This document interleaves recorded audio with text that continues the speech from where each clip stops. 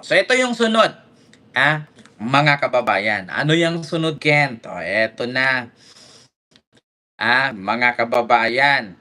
Hmm. Yung sunod ngayon, mga kababayan, ay nirisbakan po, no?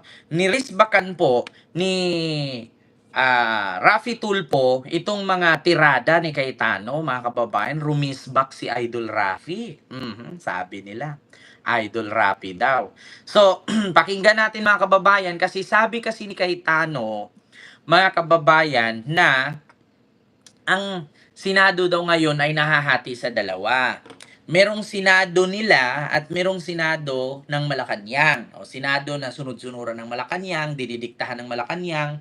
So ngayon, nung nagkataon, mga kababayan, na in-interview itong si Raffy Tulfo ng DZMM, ang sabi, ano daw marireact ni Raffy Tulfo na sinabi ni Cayetano na sunod-sunuran daw ang Senado ng Malacanang. Ito yung sagot ni Raffy Tulfo. Pakinggan natin, mga kababayan. Senator, babalik ako sa politika, isa lang, bago ka namin bitawan. Ang sabi kasi ni Senator Alan Peter Cayetano, dalawa daw yung Senado. Senate of the Philippines and Senate of Malacanang. Natutungkulan po yung grupo ninyo. Payag ba kayo doon na ang Senado ay kontrolado ng Malacanang, dinidiktahan ng Malacanang? Sir Alvin, maling-mali po yung sinabi ni Alan Peter Cayetano. Number one, kami po ay nag-take over by virtue of yung tinatawag po na jurisprudence. Alam naman po natin, Supreme Court 1949, Avelino versus Cuenco. Tapos marami pa po. Sir Michael, hello po. Yung kay Trilon, May 5, 2015, na nagkaroon ng quorum dahil sa 12 na members present. And then, on top of that, marami po mga dean, mga professor sa iba't ibang university ng law, IBP. ex-practices, IBP, Oo. na pumapanig po sa amin na kami pong legit. Tapos pang-apat po, recognize po kami ng executive. Pang-lima po, recognize kami ng House of Representatives. So, nasa amin po lahat ng side. Now, kaninong side po si Alan? Siya po ang Senate of the DDS. Of the people. Ayan. So, sabi nga ni Raffy Tulfo, mga kababayan, na ang sabi daw ni Alan Cayetano, dalawa na daw ang Senado ngayon, Senate of the Philippines at Senate of Malacanang. So ang sagot naman ni Raffy Tulfo, hindi po pwedeng ganun, malaking mali po 'yon. No, malaking ano 'yon, Ma'am Arlene, hello po. Malaking pagkakamali 'yon. Una, ni-recognize sila ng palasyo. Pangalawa, ni-recognize ng Kongreso. Pangatlo, maraming mga miyembro ng mga lawyers, mga batikang lawyers, ang nagsabi na si Gatchalian ang legitimate, no? So ang nangyari ngayon, mga kababayan, si si Cayetano ay illegitimate, no? Kasi actually, mga kababayan, kahit magsirkubalintong si Cayetano, mga kababayan, 10 na lang sila. Oo. Tapos ang boto ngayon sa kabila kay Gatchalian, 12 sila. Magiging 14 na nga sila kasi lilipat si Camille at si tawag dito si Mark Villar. Tapos pupunta pa yan si Joel. Oo, tapos pupunta pa si Loren kasi iginiit ng mga Marines o di umano kargador. Mga kababayan, na si Loren talaga ay tumanggap. Tapos si Mark Villar ay hinatira ng 7 maleta, kay Loren 2. Tapos si Chis Escudero nadamay nga, mga kababayan. So, ngayon ang nangyari is maglipatan talaga at saka yung 10 ng grupo ni Cayetano. So tanggalan natin yung 2, so magiging 8 na lang. Tapos tanggalan pa kay Joel, magiging 7 na lang. Tanggalan pa kay Loren yan, so magiging 6 na lang sila dyan. So hindi pa rin bababa si Cayetano. So pakapalan na lang talaga ng mukha. Ngayon, mga kababayan, sinagot ni Raffy Tulfo. So, nakita nyo naman, di ba? At saka ito pa, mga kababayan, ito pa. May balibalita pa ngayon. Si Bongo daw gustong lumipat sa grupo ni Gatchalian. Ito chismis yan. Si Senator Bongo, may balak daw lumipat. Kaso lang, natatakot kay Sara. Kasi daw, mga kababayan, baka daw kantsawan siya ng mga DDS at hindi na siya iboto sa sunod. Oo, kung ako kay Bongo, para sa akin, wala akong pakialam sa bash ng mga DDS na yan, eh. At least ginawa ko yung tama. 'Di ba? Tingnan niyo, isa sa mga DDS tumawid kay Gatchalian, masira na si Cayetano. Malaking sampal kay Cayetano 'yan, mga kababayan. Kaya sabi nga ni Raffy Tulfo, kung kami Senado ng Malacanang, sila Senado ng DDS. Kasi bakit? Ang sinuportahan ni Cayetano, hindi taong bayan, kundi isang pamilya lang, ang mga Duterte. Actually, mga kababayan ha, nabigla ako dito at nagulat ako dito, mga kababayan, sa sagot ni Raffy Tulfo na kung saan lumalaban siya at binibira ngayon ng DDS. Kasi bakit tinatarget sila ngayon ng mga DDS? Oh, ito. Senator Rafi, paano yun? Senate of the DPS po siya. Okay. So kung ako sa Senado inyo, siya po. Senate of the Senado po DDS. siya ng DDS. Mm. Kami po ang tunay na Senado ng Republika ng Pilipinas. Ayan. ayun. Oo. So, kanya-kanya. Feeling ko naman, hindi pa paling si Tulfo, dalawang Tulfo, o di kaya si Gatchalian, na magpaligtas sa sa gusto ng Malacanang. Ay, oo. Kasi ang Senado, bastion yan ng independence partner. Hindi ba, Senator Rafi? Opo, tama po kayo dyan, Sir Alvin, Ma'am Doris. Never po talaga kami nagpadikta sa Malacanang. Never. At hindi po mangyari yan. Siguro sila po nagpapadikta sa DDS. Kaya takot na takot sila kung ano yung lahat ng kilos nila. Depende kung ano po yung maliubra ng mga tools nila sa DDS. Doon po sila sumusunod. Doon sila. Sila po at kumukumpas sa kanila. Tingnan niyo po. Lahat po ng mga post ko sa social media. Kahit na napakaganda po yung mga accomplishment ko, achievements po na ipopost ko po sa social media. Nandun agad yung mga close na DDS. Nandun po yung mga asar. Hindi ko naman po pinapansin. Ito po base po sa sinasabi. Di ba? Binibira ngayon ni Tulfo, mga kababayan, ang DDS kasi tinatarget sila ngayon magkapatid ng mga DDS. Kasi ramdam kasi ni Sara, mga kababayan, na talagang kung mamili man lang tayo ng tatakbong presidente, kung halimbawa ang magdeklara dyan si Tulfo, si Sara, tapos yung iba wala na, may possibility na manalo talaga si Tulfo. Ito mga kababayan, hindi ko nakampihan si Tulfo. Pero kung tutuusin kasi sa ngayon, ang kailangan talaga ng presidente ng taong bayan, lalaki. Ngayon kung walang ibang tatakbo at magdeklara either si Sara, si Tulfo, sino pa si John Vic, sino pa si Trillanes, maliban na lang kung magdeklara si Trillanes at si John Vic. Ang problema kung si Tulfo nga lang. 'Di ba? So talagang matalo si Sara. Maniwala kayo sa akin, mga kababayan, hindi talaga mananalo si Sara diyan. Una, mahihila lahat ni Tulfo eh. Maliban na lang kung magdeklara si Risa Hontiveros. Pag nagdeklara si Senator Risa, talagang ang boto mahahati. Kumbaga, ma-divide into 3. May kay Tulfo, may kay Risa. Kasi actually, para sa akin mga kababayan, no? Para sa akin, sa ngayon kasi, medyo maaga pa nga. Kung magdeklara si Senator Risa, marami kasing ayaw kay Senator Risa. Ito real talk lang hindi ko sa sinisiraan si Senator Risa. Maraming ayaw kay Risa.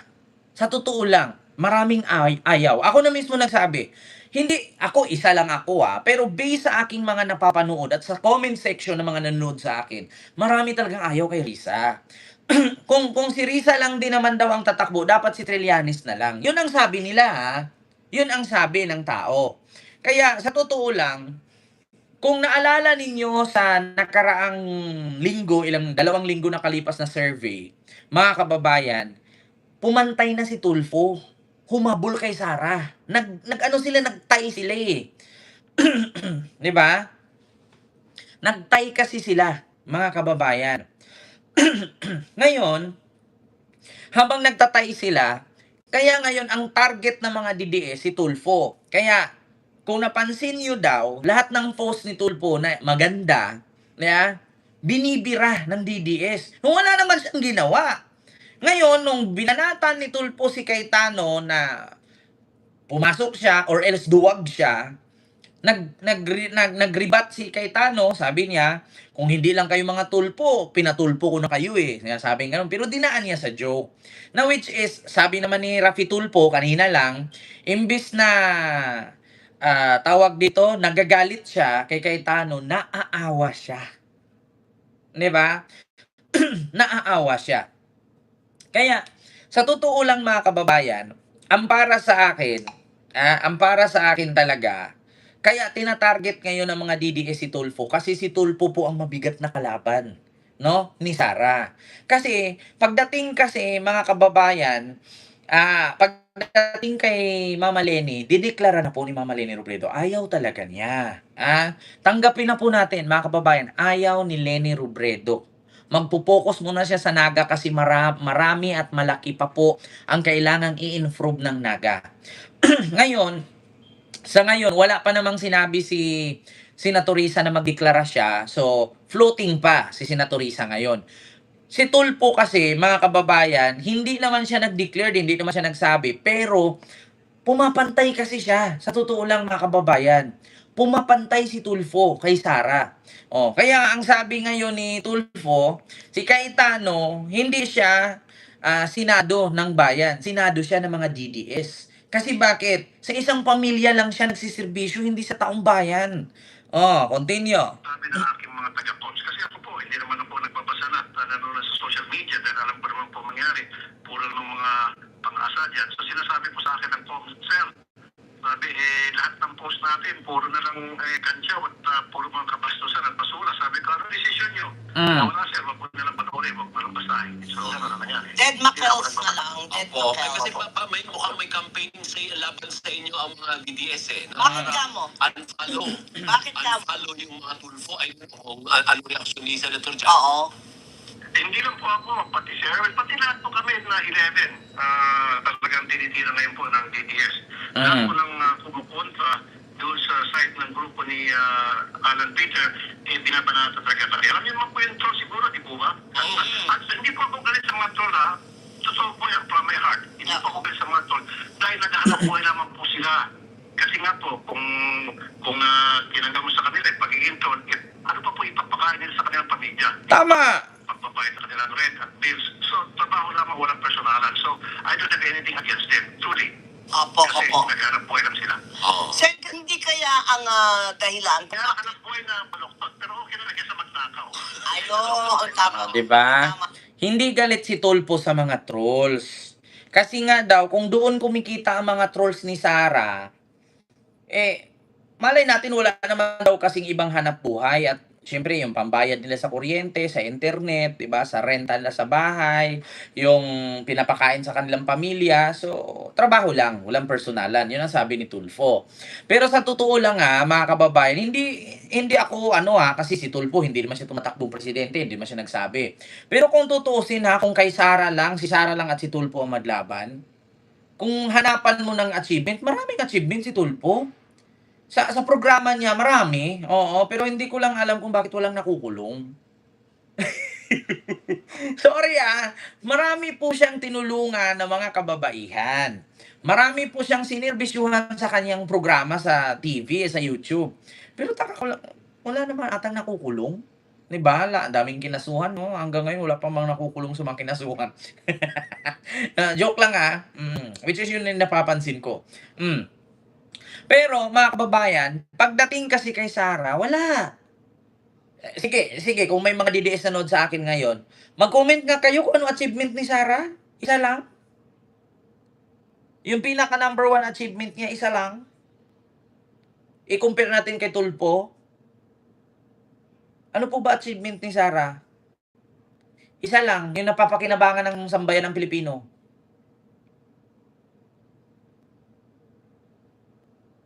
Di ba? Yun ang tanong ko, isang achievement lang ni Sara. Mga kababayan. Nagtanim ng kahoy. Napapakinabangan ba ng tao yun? Sino to? Jimson Kabutiha. Ayan, Kabutiha. Damage the government, plant a tree. Nagtanim ng kahoy, wala, 0. Sabi ko nga sa inyo mga kababayan, pero kay Tulfo, marami kay Tulfo. Ang dami niyang kinasuhan. Pero tanong lang din, saan ba yung mga kinasuhan? Wala na akong kukulong nakikita. 'Di ba? Nagnakaw sa pera ng bayan. Ay nako, yan mga achievement ni Sarah. Kaya sa totoo lang mga kababayan, itong mga taga Maynila ha. Sa mga taga Maynila, actually nakatira din po ako ng Maynila for almost 10 years bago ako umuwi ng probinsya. Di ba nung binoto nyo si Isko, anong sabi ninyo? Iboto namin si Yorme dahil may pruweba, may napatunayan, may ebidensya, may resibo. Ngayon, kung iboboto ninyo sa Maynila si Sara, ano po ba ebidensya? Ano po bang resibo? Ano po ba napatunayan? Ano po bang nagawa?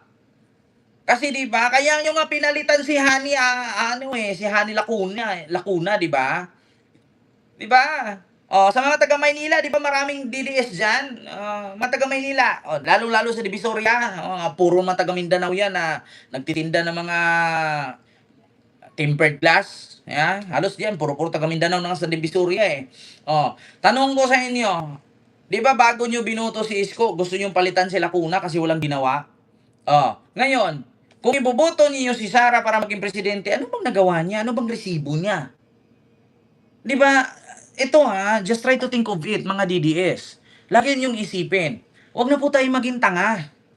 Minsan na kayo naging matalino nung pinili niyo si Isko, tapos ngayon magpakabobo kayo kaya pipiliin niyo si Sara. 'Di ba? Ito. Isa lang tanong ko. Minsan na kayo naging matalino. Kaya nga tinatawag kayong DDS na Iskonians eh. Bakit? Saglit lang naging matalino tapos ngayon nagpakabobo. Bakit? Una, huwag kayong magalit sa akin mga Iskonians sa DDS Kasi ako, ayaw ko talaga sa mga bobo talaga. Sige, tawagin natin Iskonians na bobo. Saglit lang naging matalino kasi pinili si Isko kasi may resibo tapos ngayon pipiliin si Sara. 'Di ba? Ito isipin niyo mabuti Binoto niyo si Yorme. Ito mga kababayan, ito, sabihin niyo sa akin mali ba ako? Mag-comment kayo diyan kung mali ang sinasabi ko. Pinatalsik nila si Lacuna, pinalitan nila kay Isko. Kasi daw si Lacuna, halos 3 taon lang ginawa. Yung mga sinunod lang ni Lacuna ay yung mga proyekto ni Isko. Ngayon, binalik nila si Isko kasi daw may napatunayan, may resibo, may nagawa. Ngayon, so, naging matalino ka kasi si Isko ang pinili mo, tinanggal niyo si Lacuna. Tapos ngayon, pagdating sa presidente, si Sara, ano to? Panandali ang katalinuhan? Ano yon? Parang nadaanan ka lang ng lindol na 7.8 magnitude? Natalino ka lang ngayon, pagkabukas, bobo na? Bakit? Kasi kung ibibis mo, si Isko may resibo, may nagawa, may patunayan. Pagdating kay Sara, ano bang nagawa? Anong resibo, anong napatunayan? Bakit mo siya ibubotong presidente? Ultimo si Isko ayaw nga kay Sara. 'Di ba? Sinabi lang yan ni Isko na kahit sino pwede. Pero kaloob-looban yan, ayaw kay Sara niyan. Ikaw ba naman sasabihan ni Sara, alam niyo mga taga Maynila, mga plastic kayo na, gikapoy jud ko anak nila, di ha? Sabi ni Sara, mga taga Maynila daw mga plastic. Gusto niyo makita? Mga ano? O kaya nga 'di ba, ang Maynila dumami ang squatter diyan. Puro mga taga Mindanao 'yan. Ito taga Manila. Plastic. Sabi ni Sara. Tapos ibubuto nila 'yan, presidente si Sara. Ikapoy na mo anong mga taga Manila. Uy, grabe ka plastic na mga 'Di ba? Oh. Kapoy yun.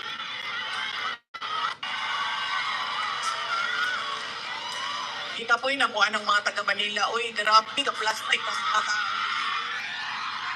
Kita nyo? Grabe daw ka-plastic ang mga tao. Pagod na daw siya sa taga Maynila. 'Di ba? Tapos ibuboto nyo, sinabihan kay plastic. Sa bagay kasi marami kasi sa Maynila ang nakatira, puro taga Mindanao eh. Ito, bigyan ko kayo ng analytics, analyzation. Or halimbawa, reaction na natin. Alam nyo ba sa 100% ng mga Manilenyo, 30% yan taga Mindanao? Sa 100% sa Maynila, 30% dyan mga taga Mindanao. Mga Bisayang dako. Mga Bisayang dako nga nipunta sa Maynila kasi walay future sa Mindanao. Kung may future sa Mindanao, bakit pupunta ka ng Quiapo magtinda ng tempered glass?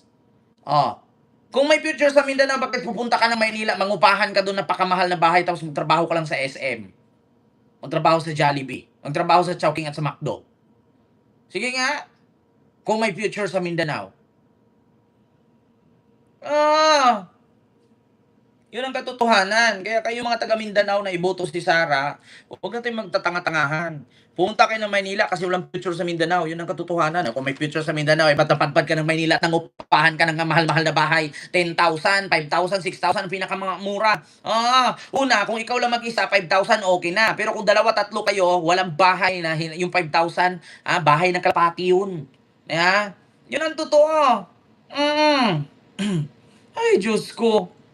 'Di ba? 'Yan ang katotohanan, mga kababayan. Oh.